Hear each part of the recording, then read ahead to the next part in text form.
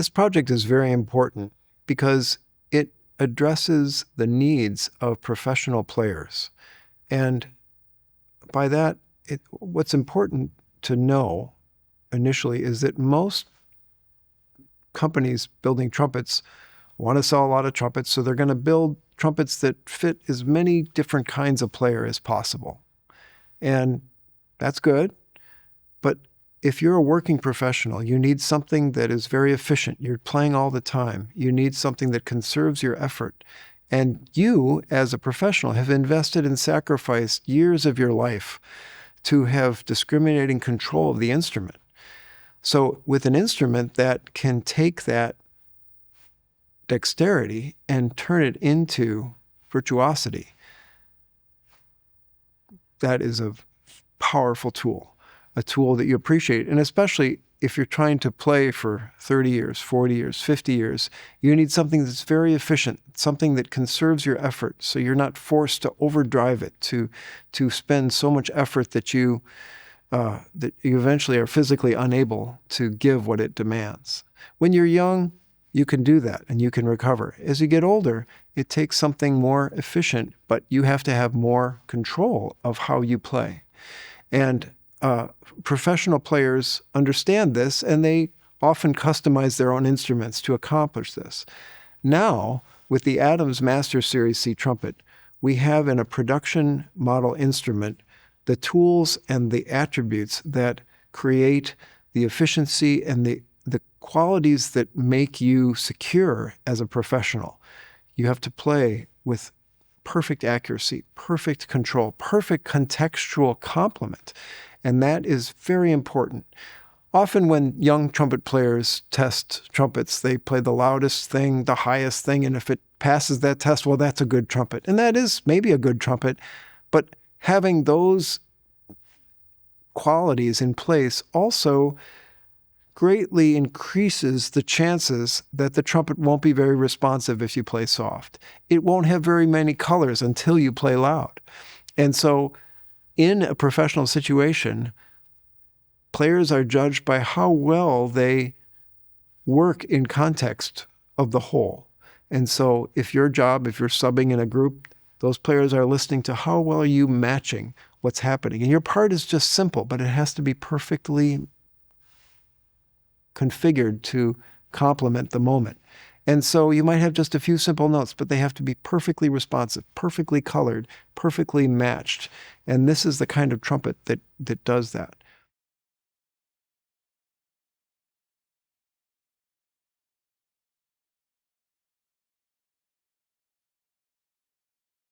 What makes this instrument very unique is that it's based on the premise that as a trumpet player, in order to gain access to the qualities of professional virtuosity, we have to engage and balance the resistance of the instrument. Now, many trumpets are built with as little or no resistance at all. So no matter what you do, the trumpet won't reflect, and then you won't have to worry about learning to balance that resistance because there isn't any. However, with an instrument that has resistance, that resistance can be unbalanced. And so it's in the way, and you would want to get rid of it. But if the resistance is balanced in a way that when you balance it, the pitch is good, the color is even, and you have the kind of control, then the instrument becomes a tool that extends you. You feel its continuity as part of yourself. And so this instrument is precisely calibrated to balance the resistance in a way that gives you access to the confident execution of response, color control, clarity of articulation, and coming in after long rests, which is professionals have to do all the time, on a low note, on a soft note. That's usually where people get in trouble, is they can't do something simple that's exposed. And so this trumpet has so many solutions built into it that enable you to do that with so much less effort, so much less worry. And that's very unique because it requires some committed ability on the part of the player that is above the level of amateur players or student players. And as a student, you need something that just takes whatever you give it and produces some kind of sound. That's right. But as you get more accomplished, you need something that can optimize your effort, that can take your skill and make it absolutely efficient and really effective to produce exactly what you want. Many trumpets tend to homogenize whatever you do into one sound. And no matter what you do, it kind of lumps your sound into something that is acceptable. And if that's the sound you need, that's great. But often, especially in an orchestra, you need a very particular kind of sound in this moment. You have to play with the oboe. Now you have to play with the horn. Now you have to play with under the strings. Now you have to play above the whole orchestra. And you get a trumpet that does maybe one of those things well, but it can't do it all. Well, this trumpet is built to do all of those things, but it requires your invested understanding and virtuosity to be able to steer it. And that is extremely unique.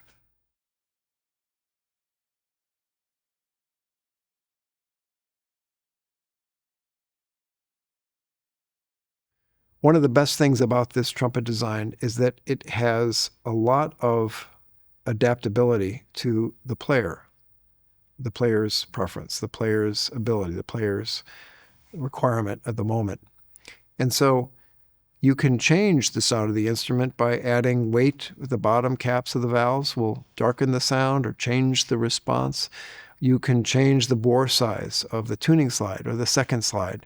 And that dramatically changes, the feel of the horn without ruining the intonation, without ruining the responsiveness. So it's possible to calibrate the instrument to what feels comfortable for you or what feels most like the instrument you're playing, but knowing now you have a range of versatility that's bigger than what you had before, that you're approximating the sound of what you're used to, but knowing that you can change the caps, you can change the bore size of a slide, you can change the alignment of the piston, and now go to another level of clarity, another level of responsiveness, another level of projection or color control that you couldn't do before because you were just sort of stuck with the one setting, the one kind of resistance that had to do everything.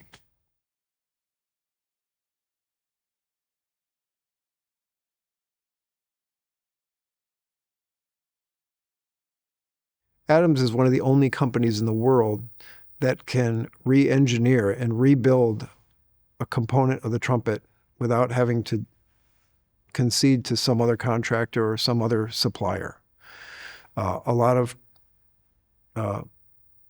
people who produce trumpets use somebody else's valves, and they use components and they put them together in a sort of customized way, but they can't really do anything about the weight of something or the metal that's used or the temper of something or the way the bell is bent there's so many variables that need to be addressed to come up with a final design like this. Adams has the capability to build a new bell mandrel, to reshape, the dimensions as needed in any component. And that's what was needed for this model to be successful. Otherwise, you kind of hit the wall. You hit the limit of what can be done.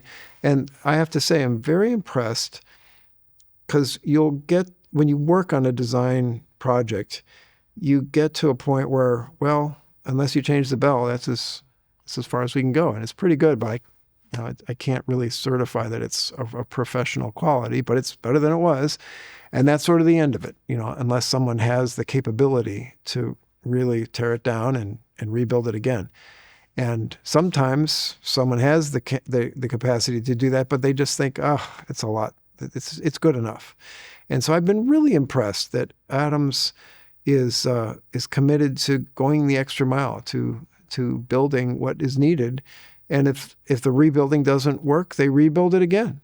And that's really meaningful because it speaks to a mission-driven work ethic, that we're going to make the best thing we can make and not just something to make a lot of money selling trumpets. And I think every trumpet maker has a loftier hope for something that is, really beautiful in terms of its aesthetic. But there is practicality involved in terms of how much do we keep investing to get something that most players will appreciate. And that's a valid concern. Adams goes beyond that. And I've been very impressed because it's led to not only the quality but the consistency between instruments. And I've now play tested multiple production models, and they each possess the qualities that we've aimed for. And that is huge because it's so delicate. Building trumpets is like brain surgery. I mean, any little misstep, any little mistake in the solder, any little problem that's not aligned or tension, and the whole thing doesn't work. And I wish it weren't that way, but it's just so delicate. And so you need not only design, but a team of craftsmen who understand that kind of necessity and can and will deliver it each time. And I've been just as impressed by the manufacturing consistency as by the design process itself.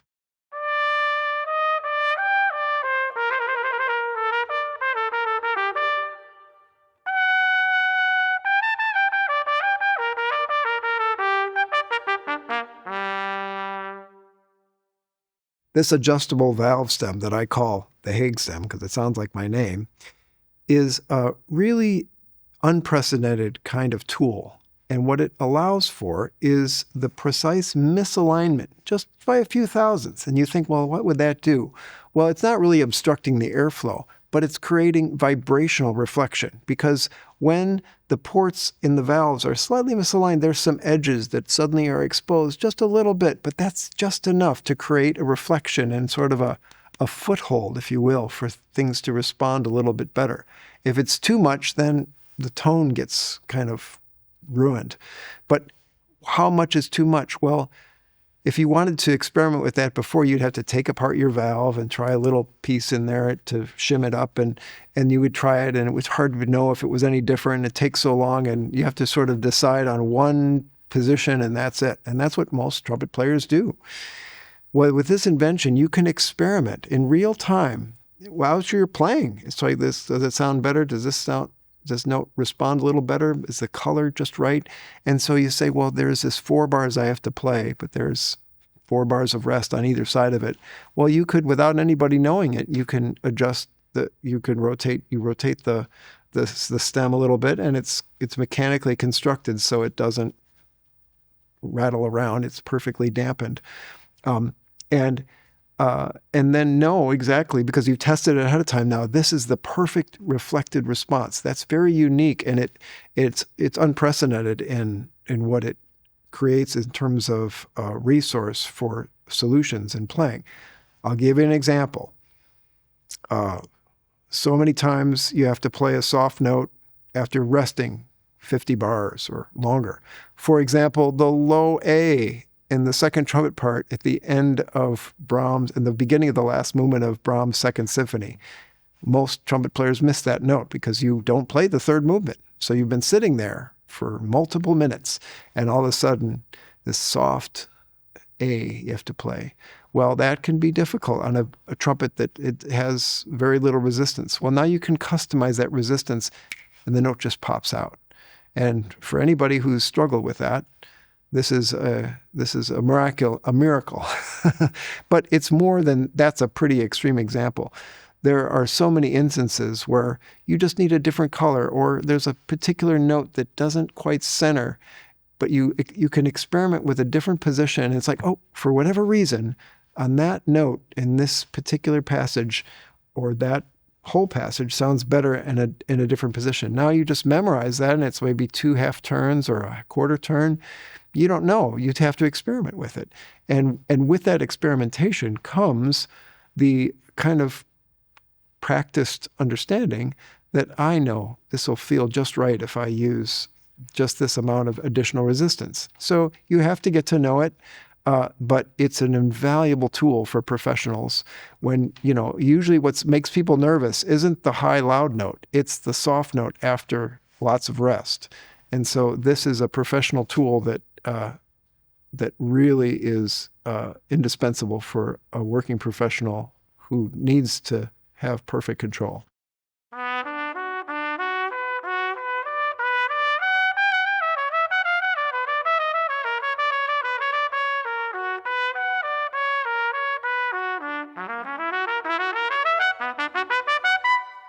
The adjustable valve stem is installed on the second valve only. And the reason for that is because I experimented with all the valves, and that's too much because that changes the ballast, which means the sort of vibrational resonance of the valves if you put them everywhere. You can try it. There's no law against it. But I found that the displacement of the second valve has the greatest positive effect. You can change it. You can put it on the other valves if you prefer it that way. That's up to you. But all the prototyping and experiments we've done show that it's on the second valve is where it does the most good. And this is, players have confirmed that is really an optimal placement. And once again, you have to try it for yourself. If you're sitting there thinking, oh, come on, that can't really do anything. I would have said the same thing 20 years ago. And I invented this and did various kind of mechanical solutions. But I finally invented a design and patented it some years ago. And Adams has produced that design and included it in this model, which I think is a fantastic addition and an unprecedented feature in any production trumpet. Another thing this adjustable stem makes possible is that you may adjust it and say, well, I want to misalign it just by this increment of rotations.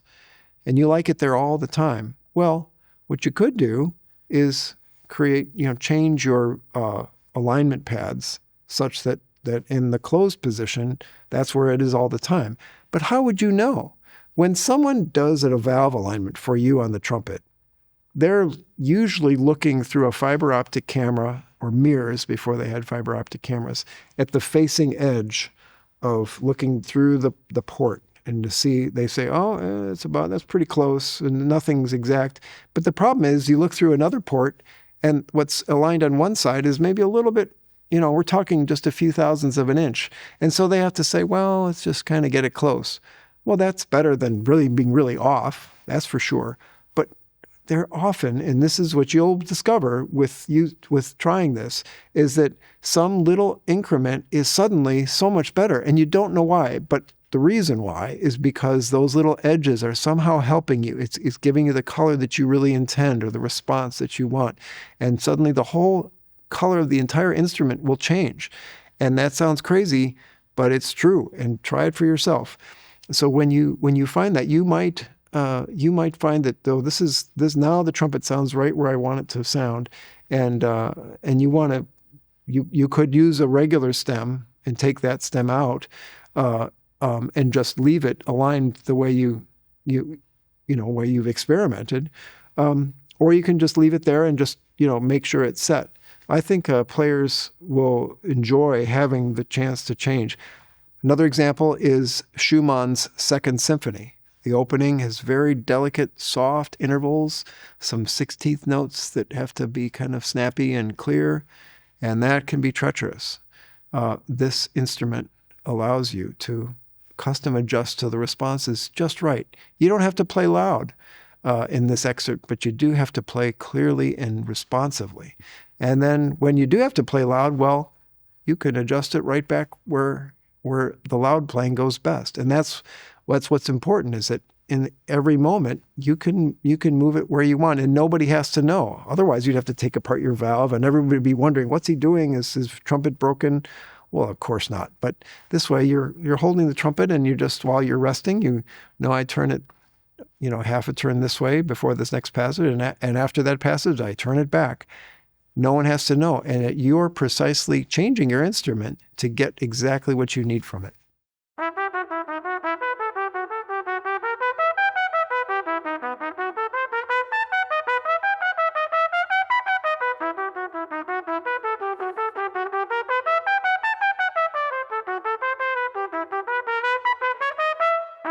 If you try this trumpet and it initially seems much brighter, much more intense of color than what you're used to, what you're revealing is the secret that is embedded into the old vintage C trumpets, which is that they naturally get a much brighter sound. So the skill the player has to accomplish is to hold the color exactly where they want it, not just get whatever color happens when you just hit it as hard as you can. And so your strength comes not from overdriving a heavy, huge instrument, but from being able to contain and sculpt the color of something that's very efficient. This is exactly the secret kind of recipe of how the vintage Chicago Symphony sea trumpets were designed. They produce a lot of color, and if we try them for the first time, you think, oh, that's too bright. Well, it is too bright, but not because it can't be any other color. If you haven't learned to channel the color. And so the strength it takes to do that does require a strength, but in return, you get projection in other qualities that take much less strength. And so it's a rebalancing of where your effort needs to be channeled.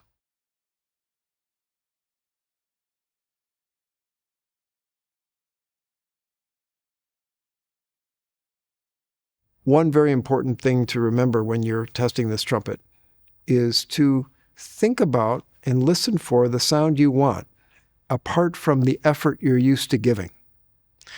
Often when we're going to play something, the loud high C has to feel a certain way, and we're going to give that feeling and we'll see what the trumpet does. Well, this trumpet will probably be brighter, or it's more efficient, so it's going to give more. Well, that doesn't mean it's too bright. It means you have to recalibrate your effort, and you can get the same thing, the same intention, but with a different kind of input.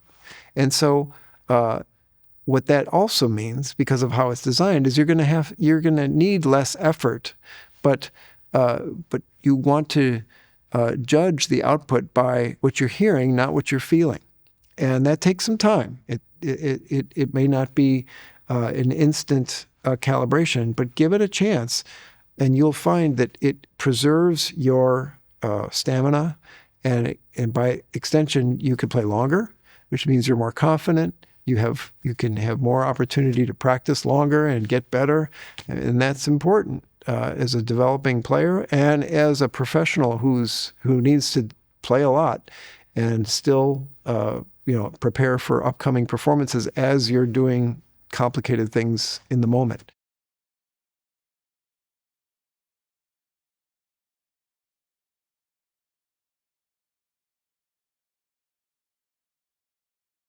Every advanced trumpet player will know what I'm talking about when I talk about mouthpiece throat size. And what especially orchestral players often want a bigger throat size, which is the narrowest part of your mouthpiece. They drill that out or have a bigger throat. And what that does is allow you to use more air. It changes the sort of potential for, loud volume of an instrument. The problem is when you do that, and professionals know what I'm talking about, is the bigger you make your throat, you can make your sound really big, but you also take a lot of the efficiency away from the instrument.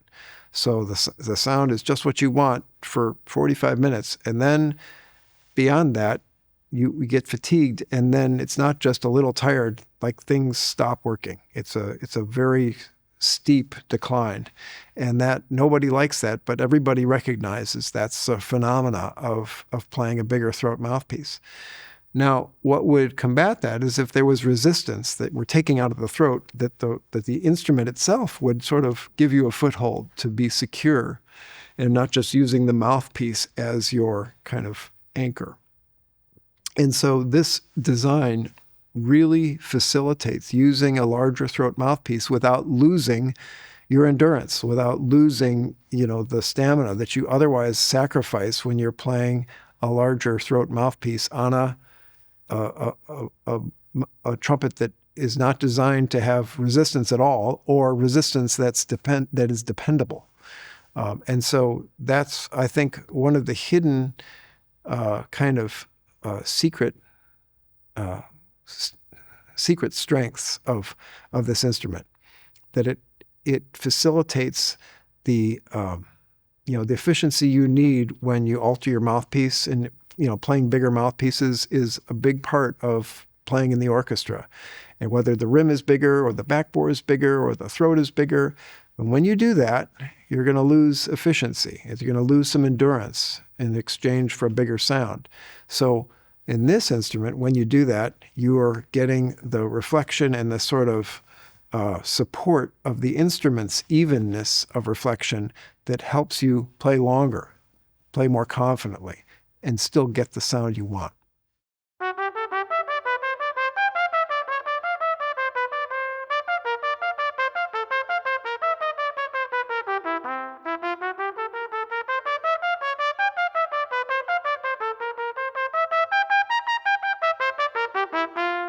Most audience members, and really most aspiring musicians, students in school, fail to realize that the musicians you're hearing in an orchestra concert, or a large group of musicians playing together, very few, if any of them, are playing exactly as they would prefer to play. They're having to find a common ground to create an organism, a beauty of the whole that's transformative. And as professional musicians in a large group, we value that very much, more than our own kind of dream of how we think something should be played. We know that we might have that preference, but we have to come together to create something that fits precisely as one unified effort. And in doing that, we need the tools to be able to match and find where the other person's sound is, where the dynamic is. Well, now it has to be soft, but it still has to be clear and a pointy kind of articulation. Those are realities that don't really occur to someone who's just practicing excerpts or playing with a group that's, at a sort of student level.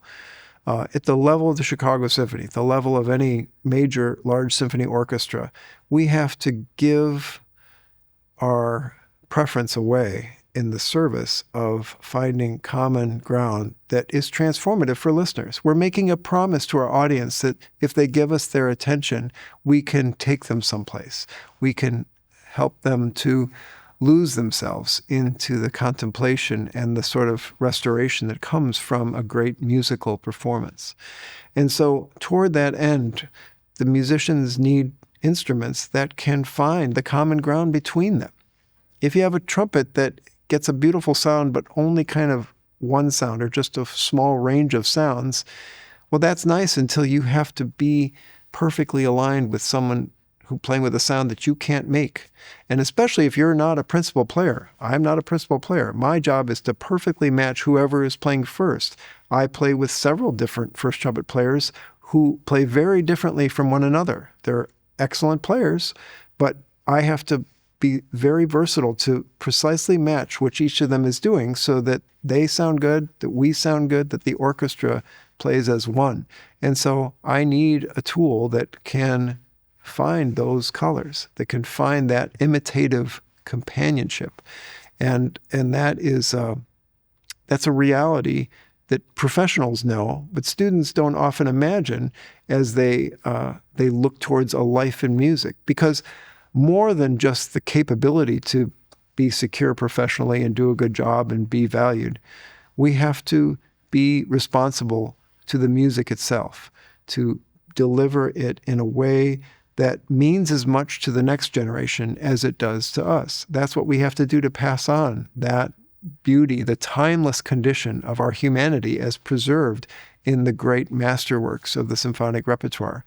They're great and they've endured for a reason because they change lives. They get at your heart.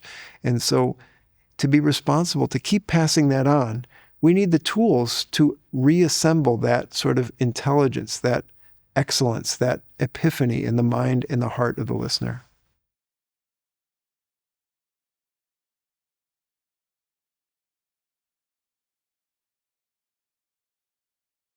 What many people don't realize until they're working as a professional musician in a sort of high-pressure situations is that you need a very controlled color and responsiveness in the soft dynamics. And I mean like woodwind soft dynamics, not just softer than loud, but with the clarity that matches the style. If an oboist goes dee, dee, dee, dee, dee, and you have a little muted echo that has to do that, and you can't play it soft enough or can't play it with the right clarity, you're in trouble. And if you're on probation or just freelancing and that was your one little part to play, chances are you're not going to get called back. Because the truth is, for all aspiring musicians, the opportunities you get are not going to be as the big principal soloist. They're going to give you something simple to see how you handle it. And what they're listening for is, can you properly play something absolutely consistently, absolutely with a complement to the sounds around you? What they're listening for is that you can play with a perfect complement to what's around you, that you can imitate something that comes before you, that you can match the person next to you and not have to be told, well, it's a little too loud, or maybe you want to hold a little longer, or maybe you're a little too sharp. It's those little choices that say, that we didn't have to tell him that. Most people are willing to hear it if you want to give them a little suggestion, but the best players, the players get called back, the players who win the job, the players who are respected in the orchestra once they have the job, are those who listen and match, who are always striving to do something that fits and is somehow just better than it was before. Well, how does it get better than if you got the right notes and you're in tune and you're together? It's the little intangibles, that it sounds so perfectly matched, it's imitative, and sound comes to life with those little details. You need something that has the capacity for that kind of agility. A great analogy is like a racing bike or a racing car. It's different than a car you drive to the store. It feels, anything you do, you're going to get a response out of it, which means you have to be a really agile driver. But when you have the control, when you know how to control this tool, it's the winner. You can speed ahead of the other people trying to go. And that requires a very precisely calibrated tool. In the case of a racing bike, the weights and the gear ratios have to be just right, and you go 50 miles an hour on a bike. Well, no one goes 50 miles an hour on a 3-speed,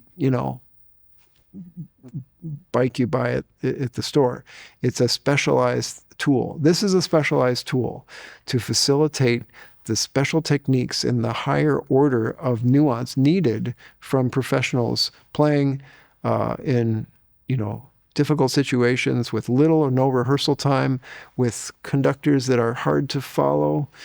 Another interesting, more than interesting, a very relevant challenge of playing in a big orchestra is often the conductor makes mistakes, doesn't give a clear downbeat.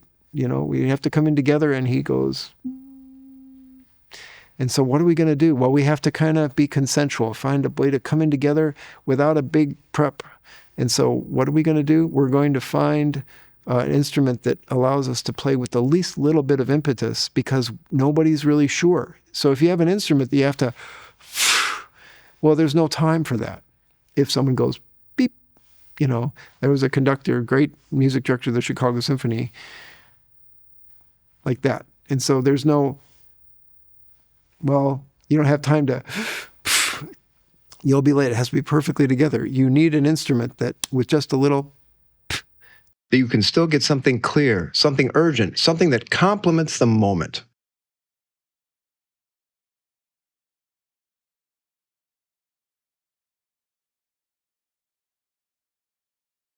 For anybody who's played the trumpet for more than 30 years, you know that as you get older, it's not as easy as it was in terms of recovering from hard playing. When you're in your 20s, you can play pretty loud and pretty